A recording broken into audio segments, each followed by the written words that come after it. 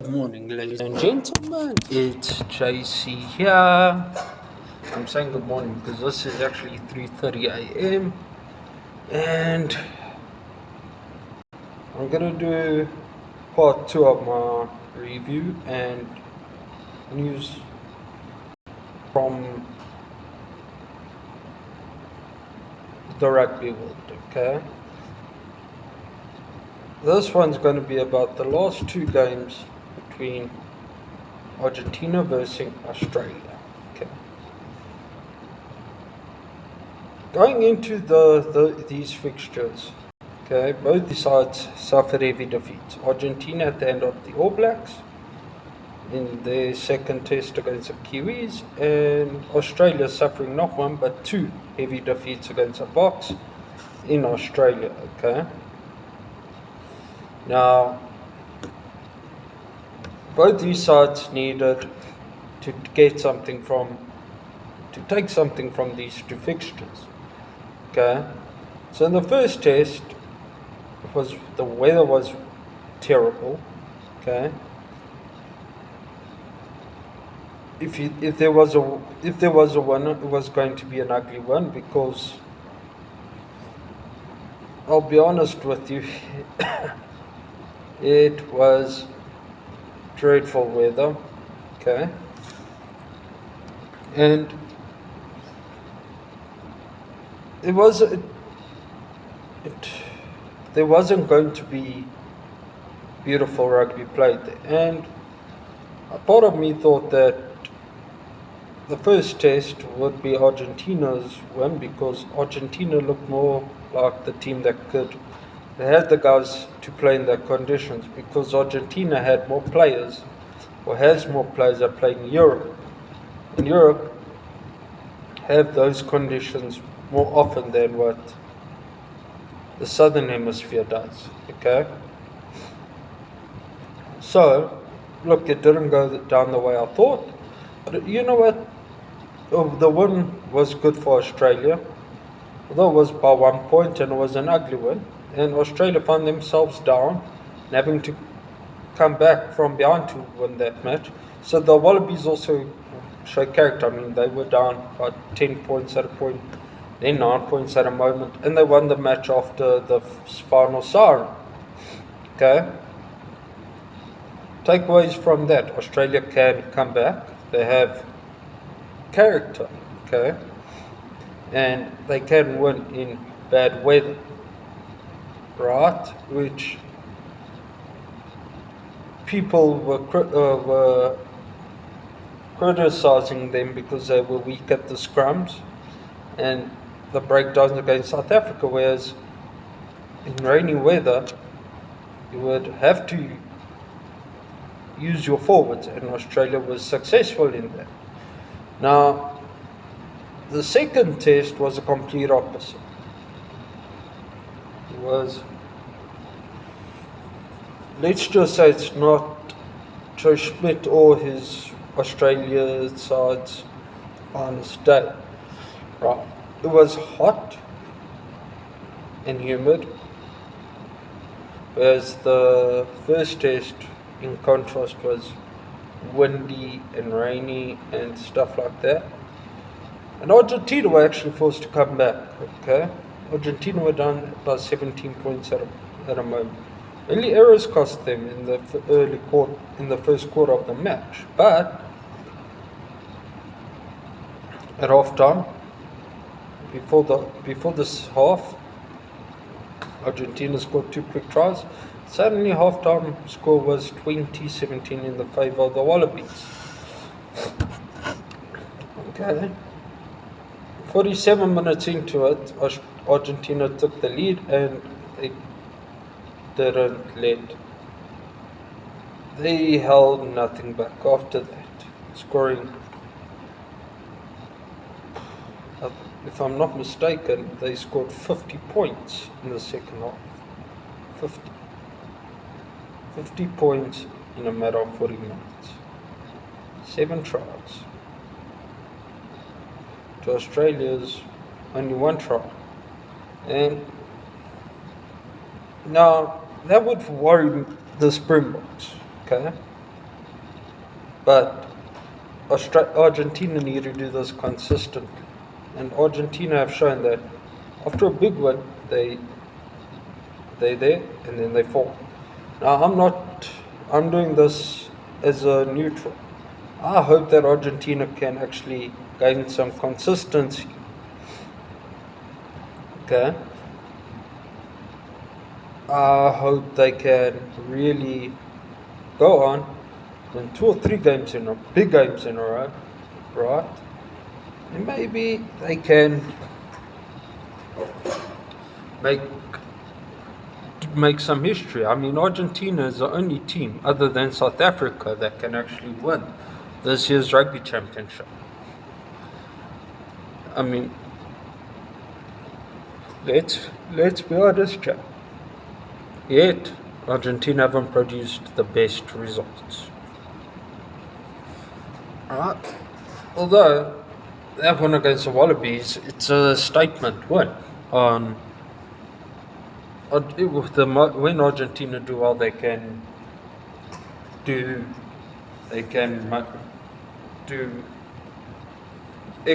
excellent things, stuff that you never thought that they can do. You know.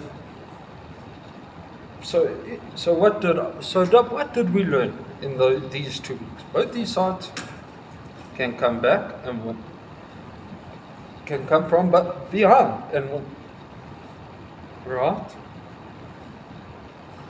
Now, what do these sides need to do in terms for the next coming fixtures?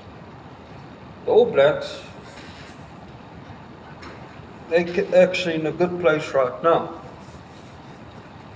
Right? The Rugby Championship's off the table. It's off the table.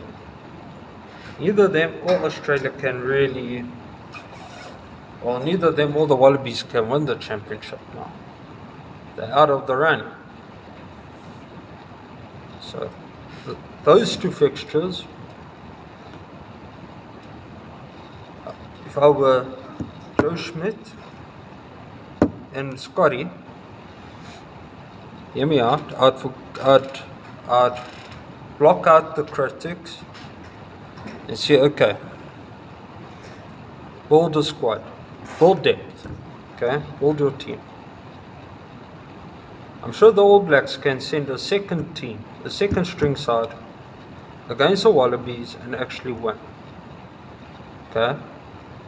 But even if it looks ugly, that experience is there. You've seen what these oaks can do. Or do they have a place in your squad or not? Joe Schmidt. Take these guys. Okay? Build your squad. Take new guys, take the youngsters against your Blacks. Experience in the bag. Okay?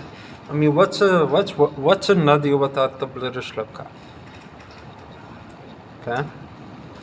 Build on that. Because that, you can only go up from there. You can only learn from it. And the players can only learn from those fixtures. So, build depth. Use these 2 matches to build depth. Okay? That's how Rassie Erasmus managed 2 teams that came to beat the Wallabies with 2 teams, 2 different sides, and to beat the All Blacks with a vastly changed team. Vastly 2 vastly different sides in the 2 tests. Okay. Now, South Africa and Argentina. I don't know what Rassie's mind is going, what games Rassie is playing in his head right now, and what his thoughts are. Okay, but you're going to have to split your team here as well, because it's home and away. Now, your first match is in Argentina. Play a decent side. Play a great side. Win the championship. Win it. You don't want to sacrifice that match and then sacrifice another loss in South Africa. You get where I'm going with this. Look, I'm not being negative. As I said, I'm doing this as a neutral here. And the same with Felipe Contempomi. Because remember one thing, Argentina need to win not just one, but both these games, and ensure that South Africa doesn't get a losing bonus point in any of these fixtures, which is not an easy. South Africa's task seems easy, and it's not because Argentina are historically weaker than South Africa, but South Africa just need to win one. They won one, the championship's here. Okay, so there's a different dynamic there. And for those that think Argentina can't beat the Box, Argentina can. Argentina can. They beat the All Blacks, and the All Blacks ran us mighty bloody close in these two tests. It's not like we wiped the floor with the Kiwis in the last 2 weeks. So Argentina, that last one against the Wallabies, they played pretty damn good rugby. So Argentina can also put on scores, big scores against the Wallabies. Okay? And although despite the Aussies being weak and a weaker team and stuff like that, something to brag about, because it's a record win over the Aussies. It's a record, an Argentinian record. The most points that they got over the Wallabies, their biggest win over Australia. They got 40, okay, and they scored 50 points in the second half. So they are dangerous for the Box. So the Springboks mustn't look past them. Now, but the Box, if I were, as I said, I would send the team that I believe have the best chance at beating the Argentines in Argentina. I'd send them to Argentina, win that rugby championship, bring it home, okay? And then you have a week. A week. That home match, you can send the guys that say, okay, you know what, we got the rugby championship. Okay, let's take the foot a bit off the jugular. Let's build more depth. Okay, that to me is what I would do. And if I were Contempomi, I'd say, okay, we need to win 2 games, these next 2 games, by more than 7 points to make history and win our first rugby championship. So what are we going to do? Okay, you're going to have to blend your squad. Okay, experience and talent. Your experienced players, and mix some youth there, because Argentina have some youthful players that are very talented. Okay, the experienced guys can say, okay, this is a position that we need to go for a win here. Okay, and maybe, and the veterans in Argentina, they're no strangers with beating the Springboks. They're not. Okay, and if you recall it, Argentina have already beaten the Springbok side in Rassie Erasmus's era. And if you recall it, last year, the last game of the Rugby Championship between South Africa and Argentina, it was a 1-point win for the Springboks. So it was close. So I think that we're actually in for 2 spicy matches here. 2 spicy weekends. Look, this weekend is about the next 2 weekends. I think it's going to be spicy.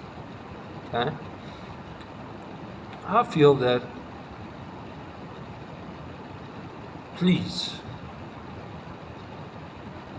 let the Aussie All Black game use some of your younger guys. Okay? Use the youth, build depth.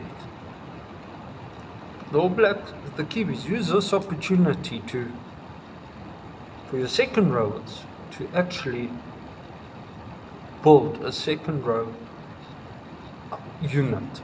Not just one, but 2 units at least.